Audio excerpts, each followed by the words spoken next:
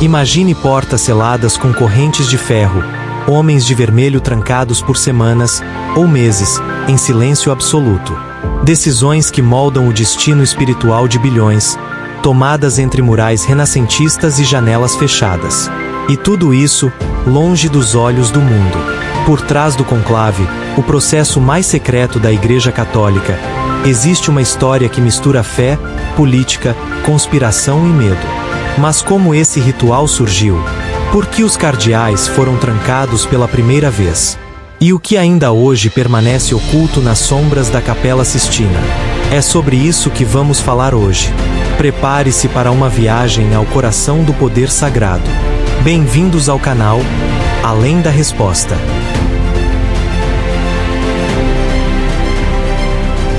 A história da eleição dos papas, os sucessores de São Pedro como bispos de Roma e líderes da Igreja Católica, é tão antiga quanto a própria instituição, mas nem sempre seguiu os rituais secretos e rigidamente codificados que conhecemos hoje como conclave. Nos primeiros séculos, a escolha do líder da comunidade cristã de Roma envolvia diferentes graus de participação do clero local, do povo romano e, por vezes, a poderosa influência dos imperadores romanos e, posteriormente, dos monarcas europeus. Não havia um método único ou universalmente aceito, resultando frequentemente em eleições contestadas, períodos de vacância prolongados e até mesmo na existência simultânea de antipapas. A necessidade de um processo mais ordenado e menos suscetível a interferências externas tornou-se cada vez mais evidente ao longo da Idade Média, culminando em várias tentativas de reforma, como o decreto do Papa Nicolau II em 1059, que reservava a eleição primariamente aos cardeais bispos.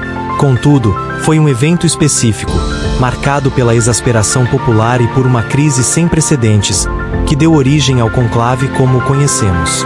Tudo começou em Viterbo, uma cidade estrategicamente localizada ao norte de Roma, que frequentemente servia como refúgio papal. Em novembro de 1268, o Papa Clemente IV faleceu na cidade, deixando a sé apostólica vacante. 18 cardeais, um número significativamente menor que os atuais eleitores, reuniram-se no imponente Palácio Papal de Viterbo para cumprir seu dever sagrado: eleger o próximo vigário de Cristo. O que deveria ser um processo relativamente rápido, no entanto, transformou-se na mais longa eleição papal da história, um impasse que duraria quase 3 anos, precisamente 34 meses, de 29 de novembro de 1268 a 1º de setembro de 1271. A principal causa dessa paralisia era a profunda divisão política dentro do colégio cardinalício, refletindo as tensões que agitavam a Europa medieval. Os cardeais estavam divididos principalmente entre uma facção pró-francesa, alinhada aos interesses de Carlos de Anjou, rei da Sicília, e uma facção mais ligada às tradicionais famílias romanas e aos interesses do Sacro Império Romano-Germânico. Nenhuma das facções conseguia reunir a maioria necessária de 2/3 para eleger seu candidato preferido, e nenhum dos lados estava disposto a ceder. As negociações arrastavam-se interminavelmente, marcadas por intrigas, manobras políticas e uma teimosia que parecia ignorar as necessidades urgentes da Igreja e do mundo cristão. Enquanto os cardeais permaneciam entrincheirados em suas posições dentro dos muros seguros do palácio, a administração da Igreja Católica estava efetivamente paralisada. Decisões importantes eram adiadas, nomeações episcopais ficavam pendentes e a própria autoridade moral do papado era minada pela incapacidade de seus líderes em chegar a um acordo. Para a cidade de Viterbo, a presença prolongada da Cúria Papal e do Colégio Cardinalício, que inicialmente poderia ser vista como uma honra e uma fonte de prestígio, tornou-se um fardo crescente. A cidade tinha que arcar com os custos da hospedagem e segurança dos prelados, e a incerteza política gerava instabilidade local. Os habitantes de Viterbo, inicialmente pacientes, começaram a demonstrar sinais claros de impaciência e frustração. Observavam, dia após dia, mês após mês, a inação dos príncipes da Igreja, que pareciam mais preocupados com seus próprios interesses políticos do que com o bem-estar da cristandade. A situação tornou-se insustentável.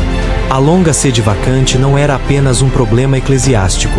Era uma crise que afetava a vida cotidiana e a estabilidade da região.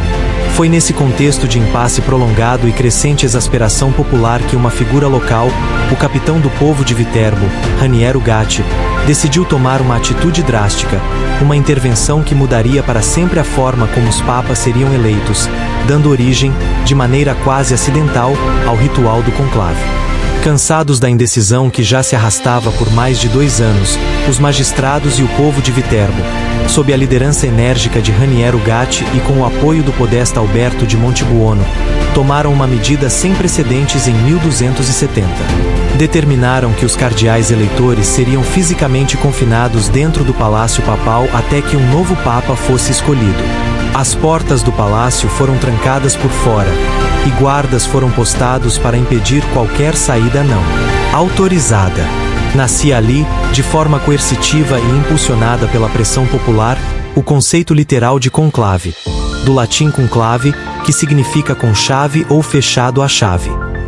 A intenção era clara: isolar os cardeais do mundo exterior, cortar suas comunicações e aumentar a pressão para que superassem suas divisões e chegassem a um consenso.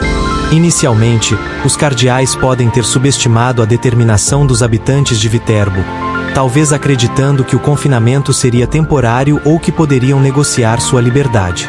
No entanto, a medida drástica não surtiu o efeito imediato desejado.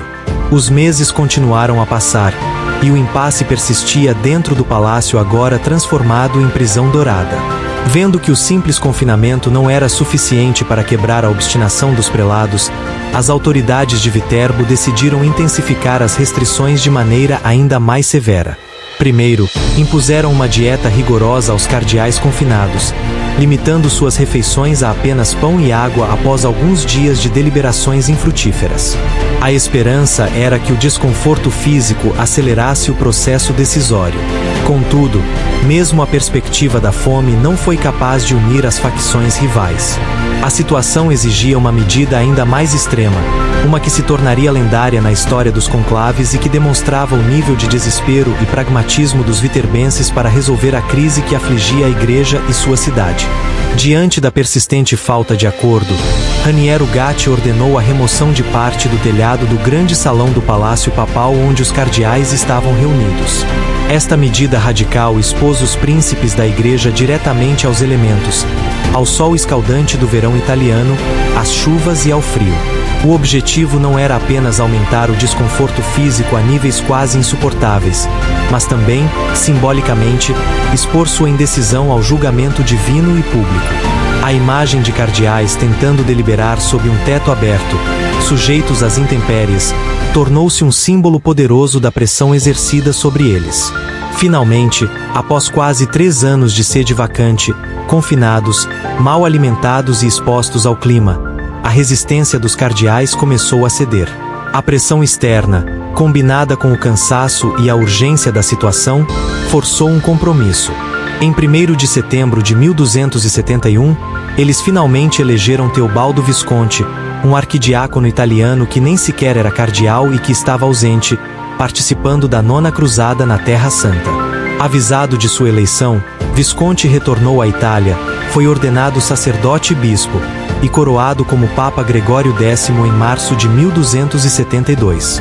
Profundamente marcado pela experiência traumática de Viterbo e consciente da necessidade de evitar a repetição de tal escândalo, Gregório X agiu rapidamente. No Segundo Concílio de Lyon, em 1274, ele promulgou a Constituição Apostólica Ubi Periculum, onde há perigo. Este documento histórico codificou formalmente as regras para a eleição papal, institucionalizando o conclave. A Ubi Periculum estabeleceu normas estritas. Os cardeais deveriam se reunir em local fechado 10 dias após a morte do Papa, sem contato com o exterior. Sua alimentação seria progressivamente reduzida se a eleição demorasse, e perderiam seus rendimentos durante o período. Assim, um evento nascido da crise, da intervenção popular e de medidas coercitivas extremas em Viterbo deu origem a um dos procedimentos mais secretos, solenes e duradouros da história ocidental, moldando a eleição papal pelos séculos seguintes.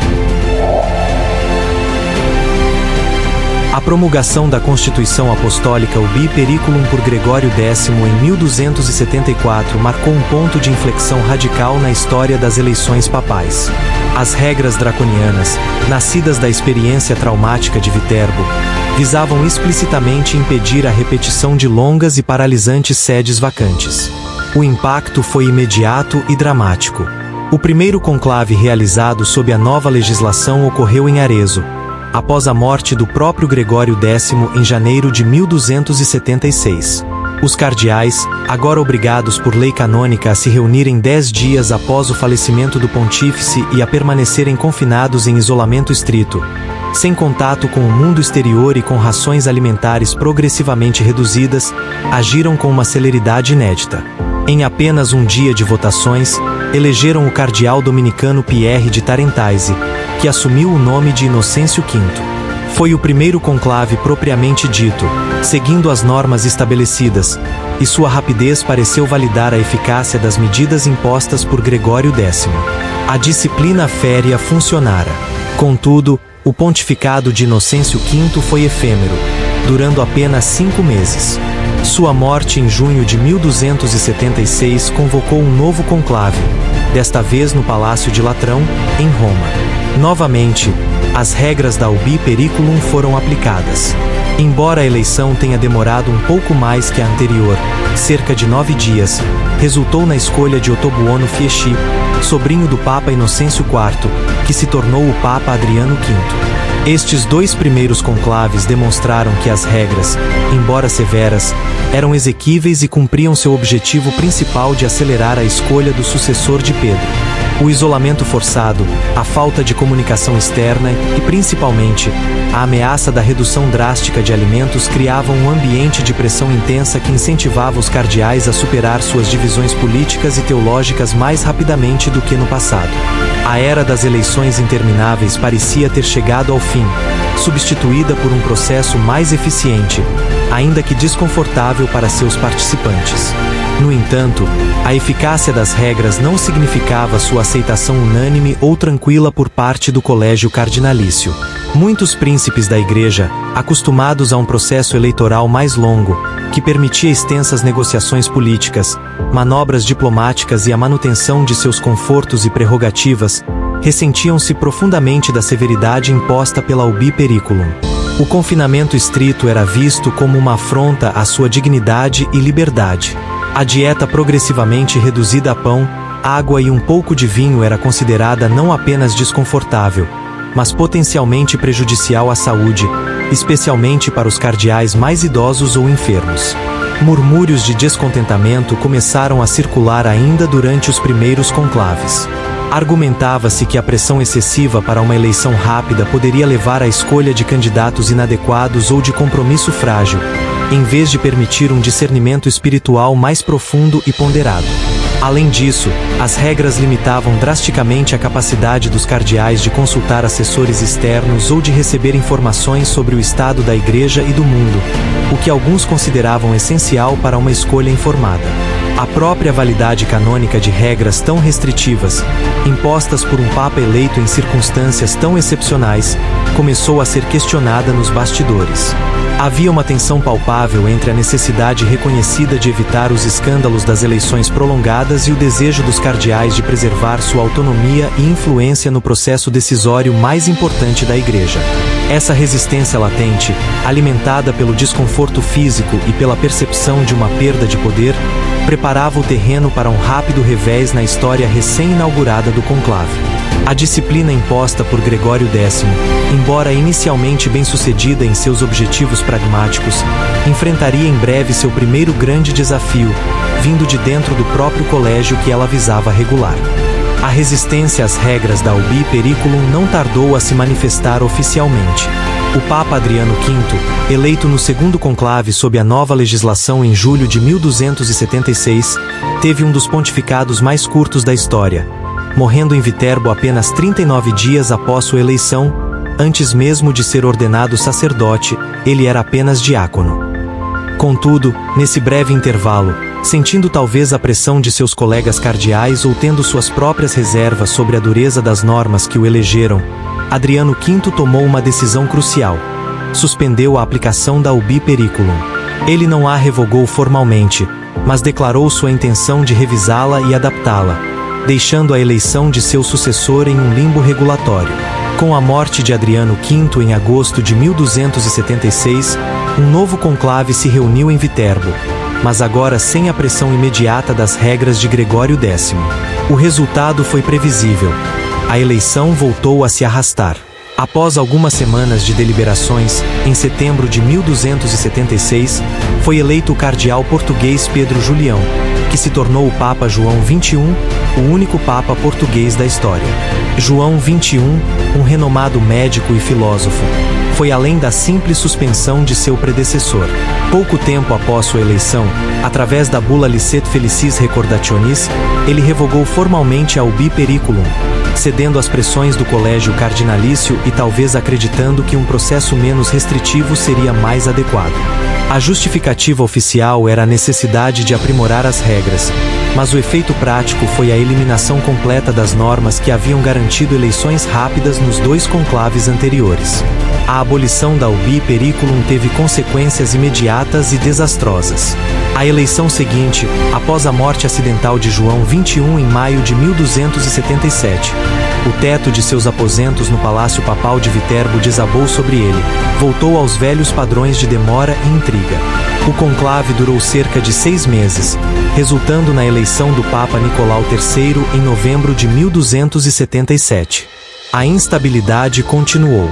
Após a morte de Nicolau III em 1280, seguiu-se outra longa sede vacante de 6 meses até a eleição de Martinho IV em 1281. O período sem as regras estritas do conclave demonstrou claramente que a ausência de um procedimento formal e coercitivo levava inevitavelmente a impasses prolongados, alimentados por divisões políticas e pela falta de urgência entre os eleitores. A experiência traumática de Viterbo, que Gregório X tentará exorcizar, parecia destinada a se repetir. A necessidade de restabelecer alguma forma de regulamentação tornou-se evidente mais uma vez. Foi o Papa Celestino V, eleito em 1294 após uma sede vacante de mais de 2 anos, outro período caótico, quem decidiu agir. Celestino V, um monge eremita relutante em aceitar o papado e que renunciaria poucos meses depois, compreendeu a importância de regras claras para a eleição.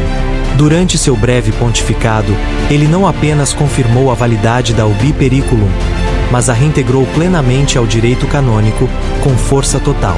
Seu sucessor, o enérgico Bonifácio VIII, eleito rapidamente em 1294 sob as regras restauradas, incorporou formalmente a ubi periculum em sua compilação de leis canônicas, o Liber Sextus, em 1298. A partir de então, com algumas modificações e adaptações ao longo dos séculos seguintes, o princípio fundamental do conclave, o confinamento dos cardeais eleitores para acelerar a escolha do Papa, tornou-se uma característica permanente e definidora do processo eleitoral papal.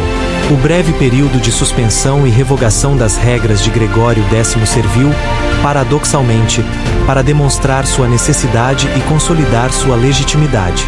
A Igreja havia aprendido, da maneira mais difícil, que a liberdade restrita no processo eleitoral papal era um convite à paralisia e ao escândalo, e que a disciplina do conclave, embora severa, era um mal necessário para garantir a continuidade e a estabilidade do governo da Igreja Católica. Uma vez que o período de luto oficial pelo Papa falecido termina e as congregações gerais, reuniões preparatórias, são concluídas, o colégio cardinalício está pronto para iniciar o coração do processo eleitoral, o conclave propriamente dito. O local escolhido, desde o século XV com poucas exceções, é a Capela Sistina, uma obra-prima da arte renascentista cujos afrescos, especialmente o Juízo Final de Michelangelo na parede do altar, servem como um lembrete constante da responsabilidade transcendental que pesa sobre os eleitores. O processo começa com a missa proeligendo Romano Pontífice, pela eleição do Romano Pontífice, celebrada na Basílica de São Pedro na manhã do primeiro dia, aberta ao público e transmitida globalmente. Após a missa, os cardeais eleitores, aqueles com menos de 80 anos no dia do início da sede vacante, reúnem-se em procissão solene, entoando a ladainha de todos os santos e o hino Veni Creator Spiritus, invocando a assistência do Espírito Santo. Eles caminham da Capela Paulina até a Capela Sistina, um trajeto carregado de simbolismo e história. Ao entrarem na Sistina, ocupam seus lugares designados em mesas dispostas ao longo das paredes laterais. O momento culminante da entrada é o juramento solene, prestado coletivamente e depois individualmente por cada cardeal eleitor, com a mão sobre o livro dos Evangelhos.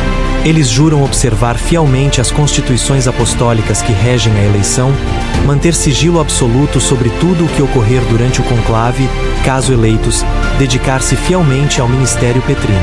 Após o juramento, o mestre das celebrações litúrgicas pontifícias pronuncia a fórmula ritual extra homines. Fora todos, ordenando que todos aqueles que não participam diretamente da eleição deixem a Capela Sistina. As pesadas portas da capela são então fechadas e trancadas por dentro pelo camerlengo e por fora pelo prefeito da Casa Pontifícia, selando o isolamento dos cardeais do mundo exterior. Apenas um número limitado de assistentes, secretários, médicos, confessores, pessoal de serviço, permanece confinado na Casa Santa Marta, onde os cardeais residem, mas sem acesso à Sistina durante as votações. Dentro da Capela Sistina, agora isolada, inicia-se o ritmo das votações, conhecidas como escrutínios. Geralmente, ocorrem 2 votações pela manhã e 2 pela tarde, embora no primeiro dia possa haver apenas uma votação à tarde.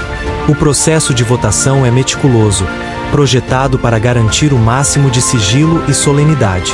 Cada cardeal recebe uma cédula retangular de papel, na parte superior da qual está impressa a frase em latim: Eligo in summum pontificem, elejo como sumo pontífice. Abaixo desta frase, há um espaço em branco onde o cardeal deve escrever, de forma clara mas disfarçando a própria caligrafia para preservar o anonimato, o nome do cardeal que ele escolhe para ser papa. A cédula é então dobrada 2 vezes.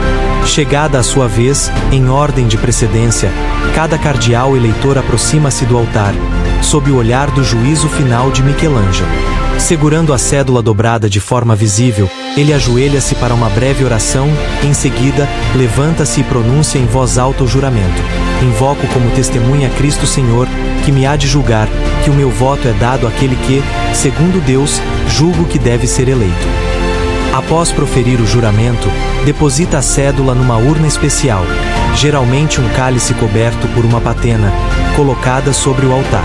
Este ato de votar é profundamente pessoal e espiritual, um momento em que cada cardeal, em consciência e diante de Deus, expressa sua escolha para o futuro líder da Igreja Católica.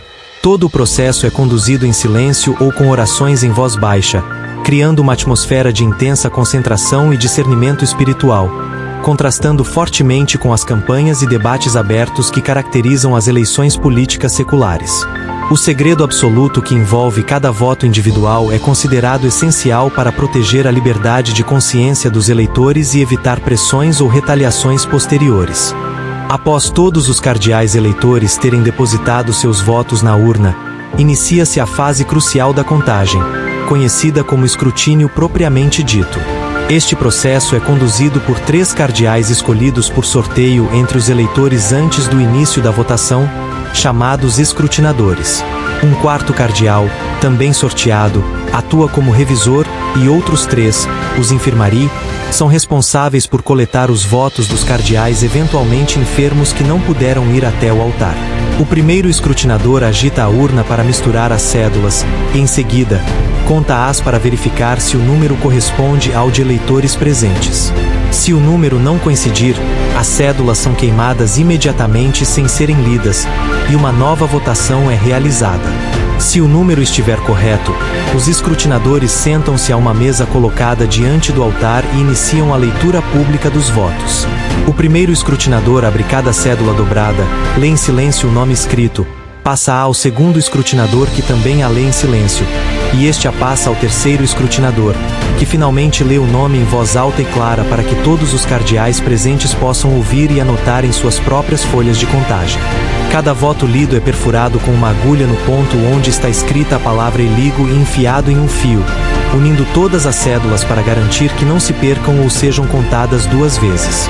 Enquanto o terceiro escrutinador lê os nomes, os outros dois anotam os votos recebidos por cada candidato. Ao final da leitura de todas as cédulas, os escrutinadores somam os votos obtidos por cada nome e verificam se algum candidato alcançou a maioria necessária para a eleição, que, desde 1996, com a Constituição Universi Dominici Gregis de João Paulo II, é fixada em 2/3 dos votos dos eleitores presentes. O cardeal revisor confere tanto as cédulas quanto as anotações dos escrutinadores para garantir a precisão da contagem e do resultado. Todo este processo é repetido para cada uma das votações realizadas no dia. O resultado de cada escrutínio, seja ele conclusivo ou não, é comunicado ao mundo exterior de uma forma única e universalmente reconhecida. A fumaça que sai de uma chaminé temporariamente instalada no telhado da Capela Sistina. Após a contagem dos votos e a verificação pelo revisor, todas as cédulas daquela votação, juntamente com as anotações dos cardeais, são queimadas em um fogareiro especial dentro da capela. Se nenhum candidato obteve a maioria necessária de 2/3, a fumaça produzida é preta, fumata nera, sinalizando que a igreja ainda não tem um novo papa. Historicamente, a fumaça preta era obtida queimando as cédulas junto com palha úmida ou outros materiais que produzissem fumaça escura. Se, ao contrário, um candidato alcançou ou superou a maioria de 2/3 e aceitou a eleição, a fumaça produzida é branca, fumata bianca, anunciando ao mundo a alegre notícia: habemus papam. Temos papa.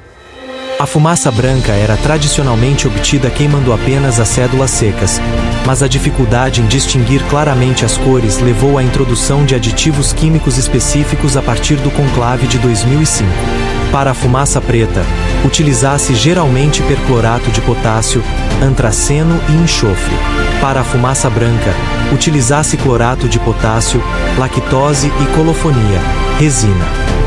Para evitar confusões, desde 2005, a fumaça branca é acompanhada pelo toque dos sinos da Basílica de São Pedro, confirmando a eleição. A fumata ocorre geralmente 2 vezes ao dia, após as votações da manhã e da tarde. A visão da fumaça, seja preta ou branca, saindo da chaminé da Sistina tornou-se um dos símbolos mais poderosos e midiáticos do conclave, atraindo a atenção de milhões de pessoas na Praça de São Pedro e em todo o mundo, que aguardam com expectativa o sinal que definirá o futuro líder de mais de 1 bilhão de católicos. O momento em que a contagem dos votos revela que um candidato alcançou a maioria necessária de 2/3 marca o clímax das deliberações dentro da Capela Sistina, mas não encerra imediatamente o processo. Antes que a fumaça branca possa subir e o mundo possa celebrar, ocorrem rituais cruciais que confirmam a eleição e definem a identidade do novo pontífice. Assim que os escrutinadores confirmam o resultado e o revisor o valida, o último dos cardeais diáconos convoca à Capela Sistina o secretário do Colégio Cardinalício e o mestre das celebrações litúrgicas pontifícias. O cardeal decano, ou o vice-decano, ou o cardeal mais antigo na ordem episcopal, caso o decano seja o eleito ou esteja ausente, aproxima-se então do cardeal que recebeu os votos necessários. Em nome de todo o colégio, ele faz a pergunta formal em latim, carregada de séculos de história e de um peso espiritual imenso. Acceptasne electionem de canonice factum in summum pontificem. Aceitas a tua eleição canônica como sumo pontífice. Este é um momento de tensão e emoção palpáveis. Embora a recusa seja extremamente rara na história moderna, a última significativa foi a de São Carlos Borromeu no século XVI. Embora haja relatos não confirmados de recusas mais recentes, a possibilidade teórica existe. O eleito, frequentemente tomado por uma mistura de humildade, temor e senso de dever, deve responder verbalmente. Se a resposta for afirmativa, geralmente com um simples accepto, aceito, a eleição torna-se canonicamente válida naquele instante. Caso o eleito não seja bispo, o que é possível, embora muito raro hoje em dia, como no caso de Gregório X, ele seria imediatamente ordenado bispo pelo cardeal decano. A aceitação marca a transferência da autoridade papal para o novo eleito, mesmo antes de qualquer cerimônia pública. É o momento em que um homem se torna, aos olhos da Igreja Católica, o vigário de Cristo na terra, o sucessor de Pedro. Imediatamente após a aceitação, o cardeal decano faz a segunda pergunta crucial: Quo nomine vis vocari? Com que nome queres ser chamado? A escolha do nome papal é um ato de profundo significado simbólico e programático. Ao contrário dos primeiros séculos, quando os papas geralmente mantinham seus nomes de batismo, a tradição de adotar um novo nome consolidou-se a partir do Papa João II no século VI, cujo nome de batismo era Mercúrio, considerado pagão. A escolha pode homenagear um papa anterior, como Bento XVI referenciando Bento XV e São Bento, um santo padroeiro, como João Paulo II combinando os nomes de seus dois predecessores imediatos, ou indicar uma direção teológica ou pastoral para o novo pontificado, como Francisco, escolhendo pela primeira vez o nome do santo de Assis, sinalizando um foco na pobreza, paz e ecologia. O novo Papa anuncia o nome escolhido, e este é registrado formalmente pelo mestre das celebrações litúrgicas. A partir desse momento, ele será conhecido por esse nome em todos os atos oficiais e na história. Segue-se então um primeiro ato de homenagem e obediência. Os cardeais presentes, um por um, aproximam-se do novo Papa para expressar seu respeito e prometer sua reverência. Enquanto isso ocorre, as cédulas da votação final são queimadas junto com os aditivos químicos necessários para produzir a fumaça branca, o sinal tão esperado pelo mundo exterior. O novo Papa é então conduzido à chamada Sala das Lágrimas, Camera Lacrimatoria, uma pequena sala adjacente à Capela Sistina, assim chamada devido à emoção que frequentemente assumete os recém-eleitos ao vestirem pela primeira vez as vestes papais, sotaina branca, mozeta vermelha ou branca, e estola. 3 tamanhos de vestes, pequeno, médio e grande, são preparados com antecedência para se ajustarem aproximadamente a qualquer eleito. Vestido com os paramentos papais, o novo pontífice retorna à Capela Sistina para receber novamente a homenagem dos cardeais e entoar o Te Deum, um hino de ação de graças. Enquanto os rituais finais ocorrem dentro da Capela Sistina, a notícia da eleição já se espalhou pelo mundo através da fumaça branca e do toque dos sinos. Uma multidão crescente reúne-se na Praça de São Pedro, com os olhos fixos na sacada central da Basílica, a Loggia della Benedizione. Após um período de expectativa que pode durar cerca de 1 hora após a fumaça branca, as cortinas da sacada se abrem e surge a figura do cardeal protodiácono, o cardeal diácono mais antigo em nomeação. É ele quem tem a honra e a responsabilidade de fazer o anúncio formal ao mundo, usando a fórmula latina consagrada, Annuntio vobis gaudium magnum, habemus papam. Anuncio-vos uma grande alegria, temos Papa. A multidão irrompe em aplausos e celebração. O protodiácono continua, revelando primeiro o nome de batismo do eleito e depois o nome papal que ele escolheu. Eminentissimum ac reverendissimum dominum nome de batismo, sanctae Romanae ecclesiae cardinalem sobrenome, que sibi nomen imposui nome papal escolhido. O eminentíssimo e reverendíssimo Senhor nome de batismo, cardeal da Santa Igreja Romana sobrenome, que impôs a si o nome de nome papal escolhido. Este anúncio é um dos momentos mais televisionados e acompanhados globalmente, marcando o fim oficial da sede vacante e a apresentação do novo líder da Igreja Católica ao mundo.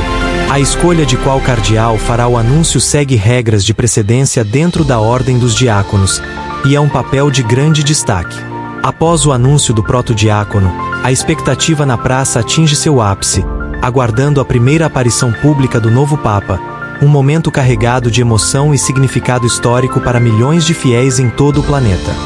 Finalmente, o novo Papa surge na sacada central, acolhido por uma ovação da multidão. É sua primeira aparição pública como sumo pontífice. Visivelmente emocionado, ele dirige suas primeiras palavras à cidade de Roma e ao mundo. Essas primeiras palavras são frequentemente improvisadas e carregadas de significado pessoal, estabelecendo o tom inicial de seu pontificado. Ele pode fazer uma breve saudação, pedir orações por seu ministério ou fazer referência a seus predecessores. Em seguida, ele concede sua primeira bênção apostólica Urbi et Orbi, à cidade de Roma e ao mundo.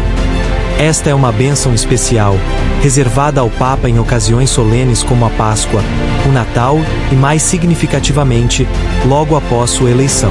A bênção Urbi et Orbi concede indulgência plenária, a remissão completa da pena temporal devida pelos pecados já perdoados, aos fiéis que a recebem com as devidas disposições, confissão sacramental, comunhão eucarística e oração pelas intenções do Papa, incluindo aqueles que a acompanham pelos meios de comunicação. A fórmula da bênção é solene e tradicional, invocando a proteção dos apóstolos Pedro e Paulo e a intercessão da Virgem Maria. O gesto do Papa abençoando a multidão da sacada é uma imagem icônica, simbolizando seu papel como pastor universal, cuja solicitude se estende não apenas aos limites de Roma, mas a todo o globo. Após a bênção, o Papa geralmente se retira, encerrando os eventos públicos imediatos da eleição. Nos dias seguintes, seguir-se-á a missa de inauguração do pontificado, também chamada de missa de entronização, na qual ele recebe o palio, um colar de lã branca simbolizando o bom pastor, e o anel do pescador, um anel com a imagem de São Pedro pescando, que é um símbolo pessoal do Papa e é destruído após sua morte, marcando o início formal de seu ministério como bispo de Roma e líder da Igreja Universal. O ciclo iniciado com a morte do Papa anterior se completa, e um novo capítulo na longa história do papado começa. Poucos eventos no mundo contemporâneo geram tantas teorias da conspiração quanto o conclave papal. O secretismo absoluto, a tradição milenar e o poder global da Igreja Católica formam o terreno perfeito para especulações que atravessam séculos e continentes, misturando fatos históricos com ficções elaboradas. Desde o final da Idade Média, quando as grandes famílias italianas como os Médici, os Borgia e os Orsini disputavam abertamente o controle do papado, até os dias atuais, com supostas influências de potências mundiais e organizações secretas, o conclave sempre foi alvo de narrativas paralelas à história oficial. Uma das teorias mais persistentes envolve a suposta infiltração maçônica no colégio cardinalício, ideia que ganhou força no século XIX, durante os conflitos entre a Igreja e as sociedades secretas, e que ressurge periodicamente, especialmente em momentos de transição papal. Documentos como a Lista Pecorelli, que supostamente identificava cardeais maçons no Vaticano, embora amplamente desacreditados por historiadores sérios, continuam alimentando websites conspiratórios e livros sensacionalistas.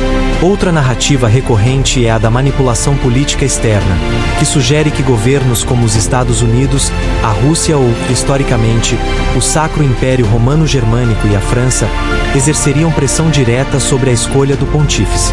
O chamado veto imperial, um privilégio que permitia a certos monarcas católicos bloquear candidatos indesejados, existiu oficialmente até 1904, quando foi abolido pelo Papa Pio X após o imperador austro-húngaro Francisco José I ter vetado o cardeal Rampolla.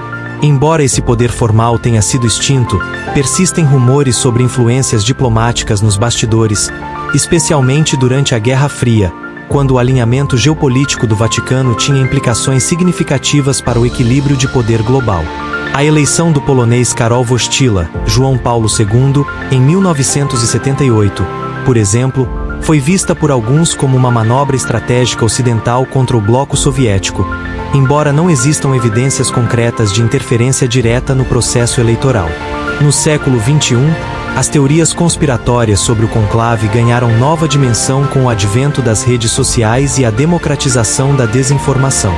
Durante o conclave de 2025, após o falecimento do Papa Francisco, plataformas digitais foram inundadas com alegações infundadas sobre candidatos específicos, desde supostas conexões com regimes autoritários até acusações de pertencimento a sociedades secretas como os Illuminati. A velocidade com que essas narrativas se espalharam superou qualquer capacidade de verificação factual, criando bolhas informacionais onde teorias marginais ganharam status de verdade para milhões de pessoas. Particularmente notável foi a disseminação da chamada Profecia de São Malaquias, um texto supostamente escrito no século XII que preveria características de todos os papas até o fim dos tempos. Embora os estudiosos considerem o documento uma falsificação do século XVI, sua popularidade ressurgiu com força, com interpretações apocalípticas sugerindo que o sucessor de Francisco seria o último pontífice antes do fim do mundo. Igualmente persistentes são as teorias sobre a morte de papas anteriores, como João Paulo I, cujo breve pontificado de apenas 33 dias em 1978 gerou especulações sobre assassinato relacionado a supostas descobertas sobre corrupção no Banco do Vaticano. Essas narrativas foram amplificadas por obras de ficção como livros e filmes, que frequentemente retratam o conclave como um jogo de poder maquiavélico, distante do processo de discernimento espiritual que a Igreja afirma ser.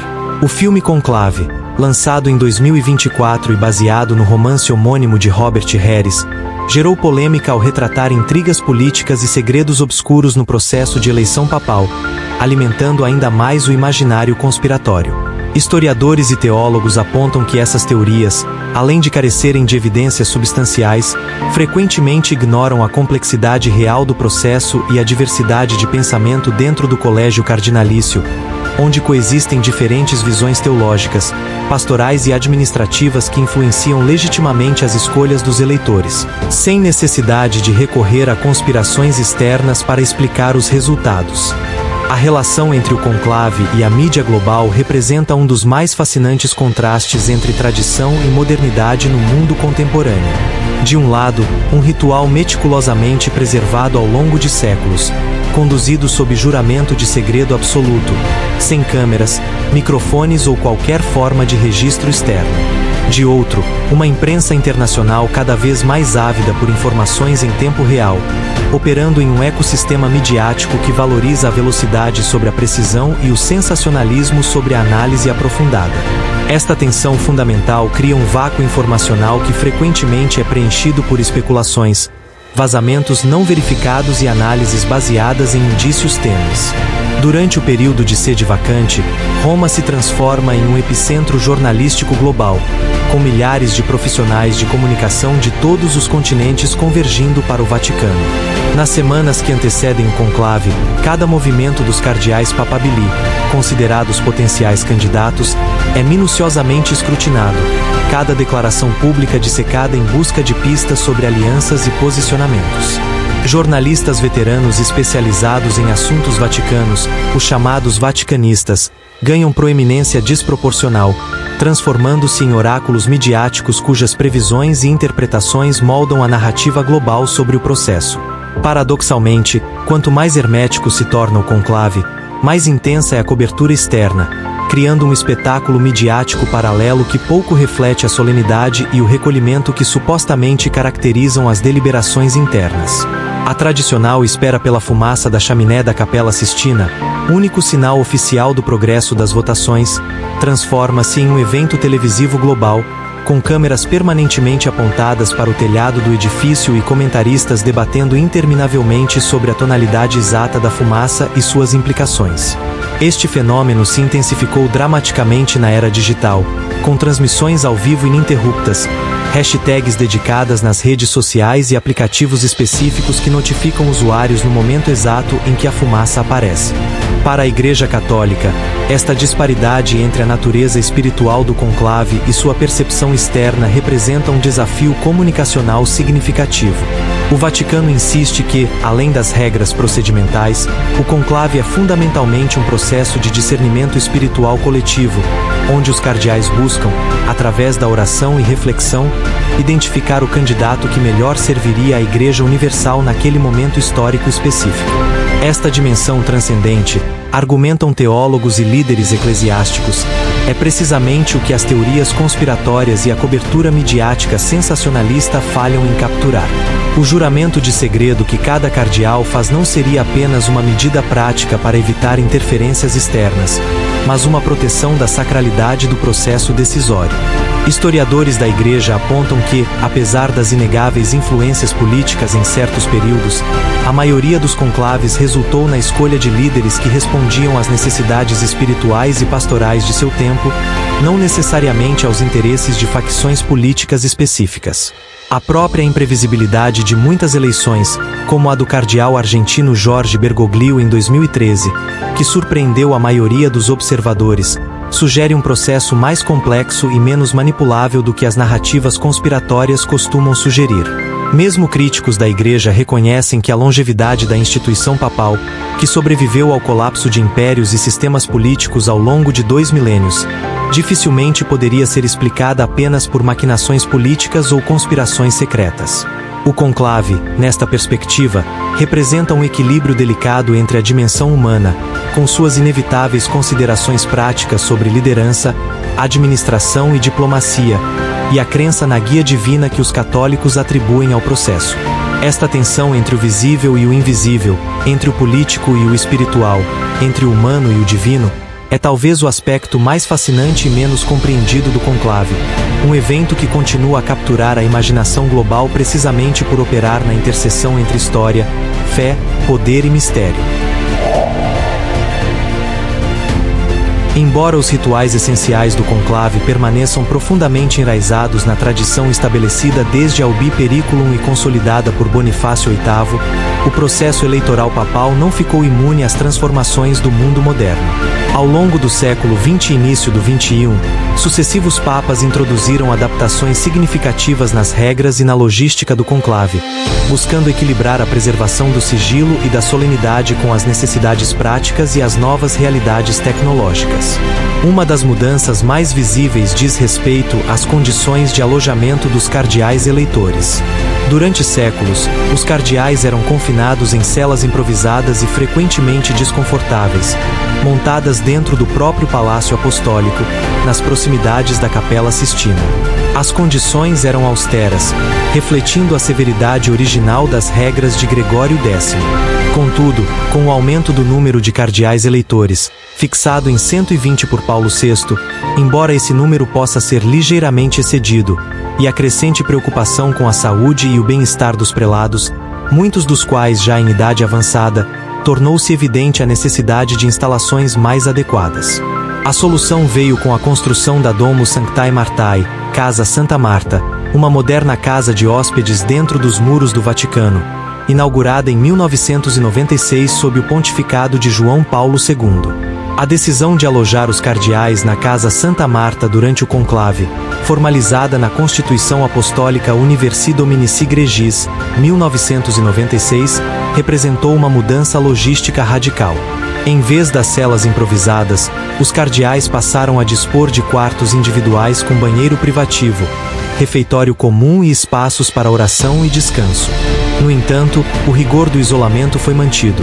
Durante todo o período do conclave, os cardeais são proibidos de sair da área designada, que inclui a Casa Santa Marta e a Capela Sistina, conectadas por um trajeto interno e seguro, e todo contato com o mundo exterior é estritamente vedado.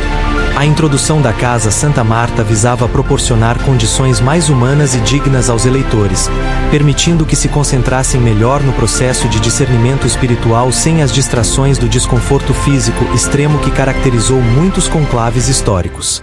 No entanto, essa mudança também gerou debates.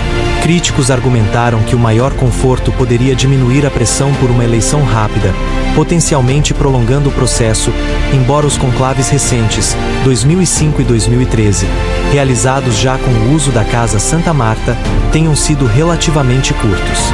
Além disso, a proximidade física e as áreas comuns da residência poderiam, teoricamente, facilitar a formação de grupos e negociações informais entre os cardeais fora do ambiente estritamente controlado da Capela Sistina. Embora as regras da Universi Dominici Gregis proíbam explicitamente qualquer forma de pacto, acordo ou promessa de voto sob pena de excomunhão automática, latae sententiae. A Constituição de João Paulo II também reforçou e atualizou as normas relativas ao sigilo absoluto. Além do juramento tradicional, foram introduzidas medidas específicas para lidar com as ameaças tecnológicas do século XXI. É expressamente proibido introduzir na área do conclave, tanto na Sistina quanto na Casa Santa Marta, qualquer tipo de equipamento de gravação, transmissão ou recepção de áudio ou vídeo, incluindo telefones celulares, computadores, tablets ou qualquer outro dispositivo eletrônico.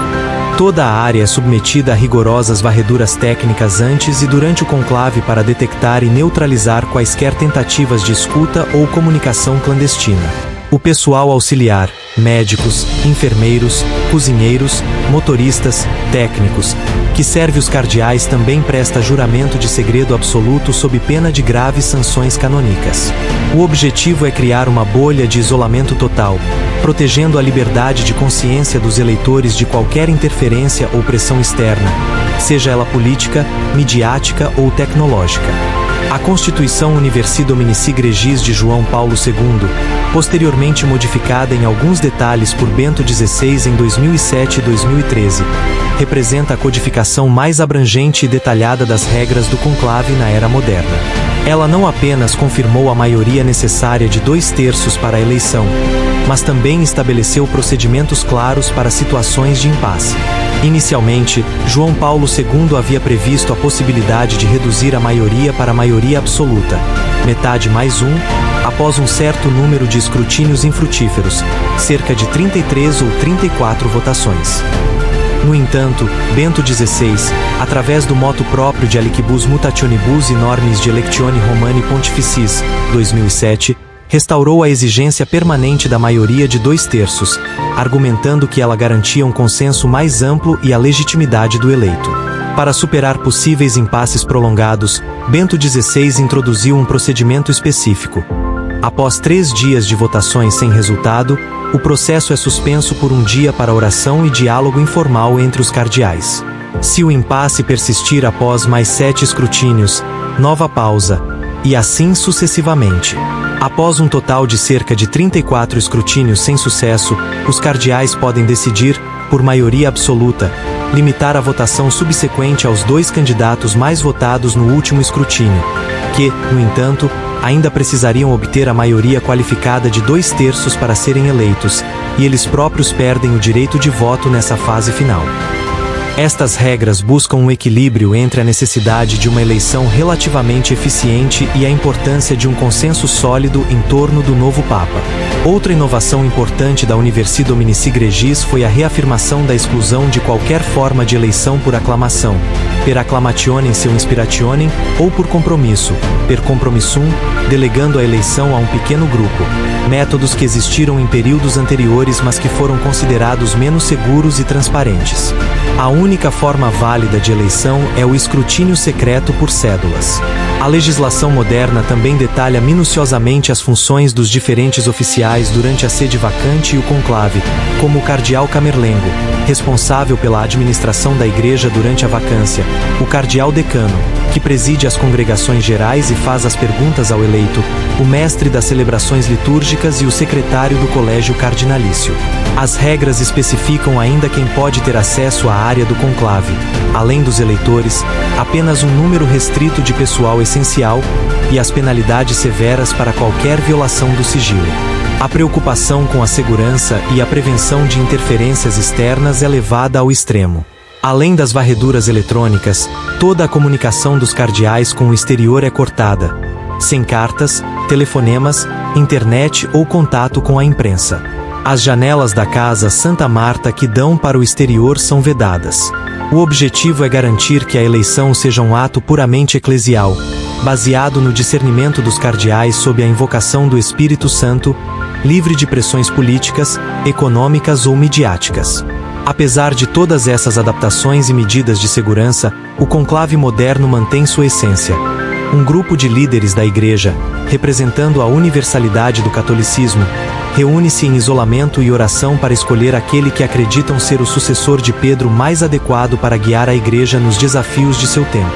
A combinação de tradição antiga, ritual solene, regras canônicas precisas e adaptações pragmáticas às realidades contemporâneas faz do conclave um evento único, um fascinante testemunho da capacidade da Igreja Católica de preservar sua identidade enquanto navega pelas complexidades da história.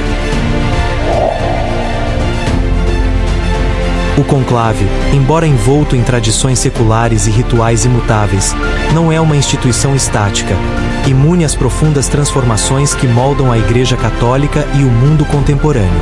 Nas últimas décadas, uma das mudanças mais significativas tem sido a crescente internacionalização do colégio cardinalício.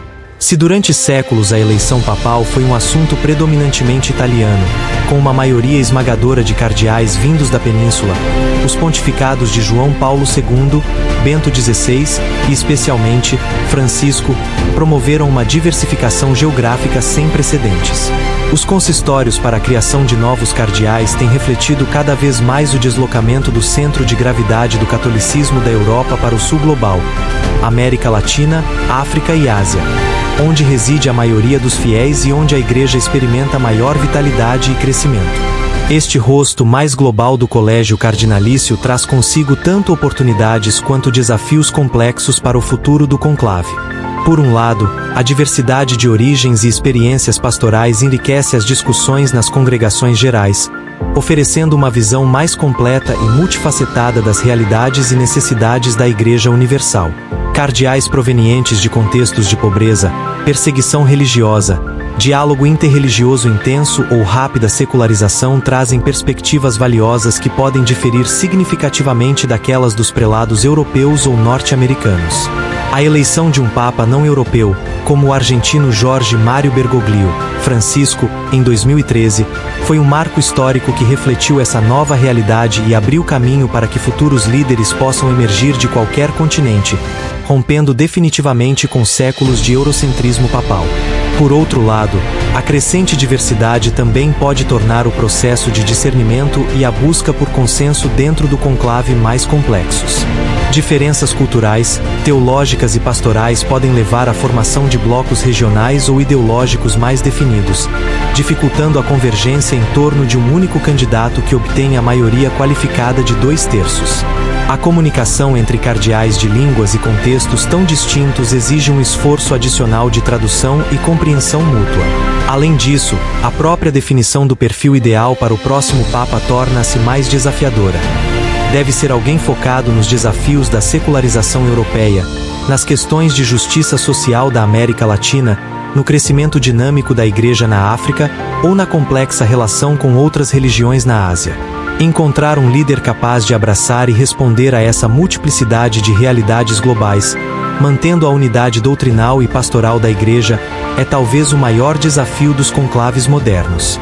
A representatividade geográfica, embora essencial para refletir a universalidade da Igreja, precisa ser equilibrada com a busca por um candidato que possua as qualidades de liderança espiritual, capacidade de governo e visão profética necessárias para guiar a Igreja Católica em um mundo cada vez mais interconectado, pluralista e marcado por rápidas mudanças sociais, culturais e tecnológicas, um mundo que exige respostas novas para perguntas antigas sobre fé.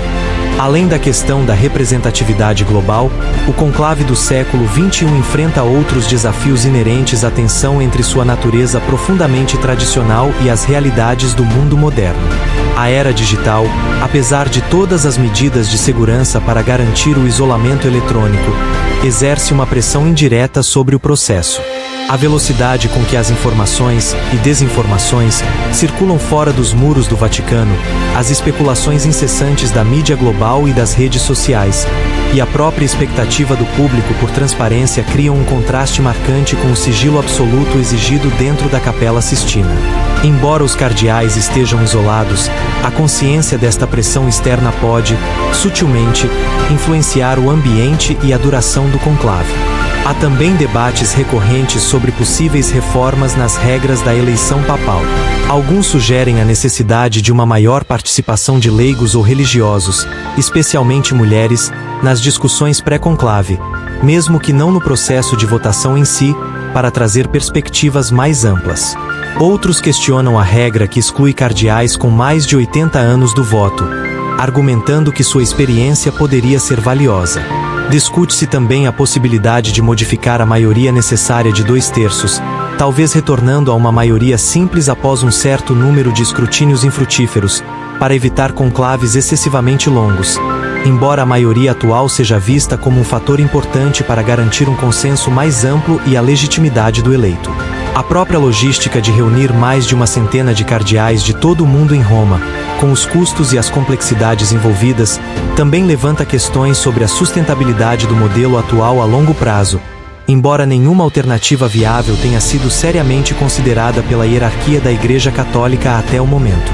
Apesar de todas as teorias da conspiração, dos desafios da globalização e das pressões da modernidade, o conclave papal permanece como um dos eventos mais fascinantes e significativos do mundo contemporâneo. É um processo único que combina ritual antigo, discernimento espiritual, complexa dinâmica humana e um impacto global inegável. Ele representa a notável capacidade da Igreja Católica de preservar suas tradições essenciais ao longo de quase 2 milênios, adaptando-se, ainda que lentamente, às mudanças dos tempos. A eleição de um Papa não é apenas um assunto interno da Igreja. É um evento que reverbera na política internacional, no diálogo interreligioso e na consciência moral de bilhões de pessoas, católicas ou não. O futuro do conclave provavelmente envolverá ajustes contínuos nas regras e procedimentos para refletir a realidade de uma igreja cada vez mais global e diversa, e para responder aos desafios tecnológicos e sociais. No entanto, a essência do processo, a busca coletiva e em oração pelo indivíduo que Deus teria escolhido para liderar sua igreja na terra, realizada em isolamento e sob juramento de segredo, provavelmente permanecerá intacta. A fumaça branca que eventualmente sobe da chaminé da Capela Sistina continuará a ser um poderoso símbolo de esperança, continuidade e renovação para milhões de fiéis, um sinal de que, apesar de todas as crises e tribulações, a instituição papal e a fé que ela representa persistem, buscando guiar a humanidade através das complexidades do presente em direção a um futuro que se espera ser de maior paz, justiça e fraternidade entre todos os povos existentes. Por trás de cada voto secreto, de cada nuvem de fumaça branca ou preta, e de cada habemus papam, anunciado da sacada de São Pedro, existe algo mais profundo do que tradição religiosa. Existe a fascinante capacidade humana de criar rituais que transcendem o tempo.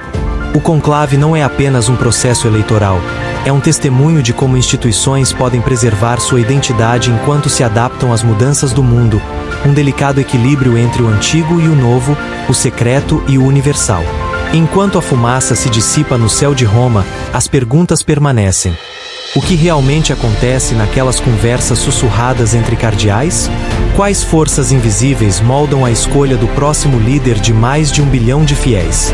Se esse vídeo despertou sua curiosidade sobre os mistérios que existem por trás das tradições que moldam nossa história, inscreva-se no canal, deixe seu like, compartilhe seus pensamentos nos comentários e divulgue para aqueles que, assim como você, buscam ir sempre além da resposta.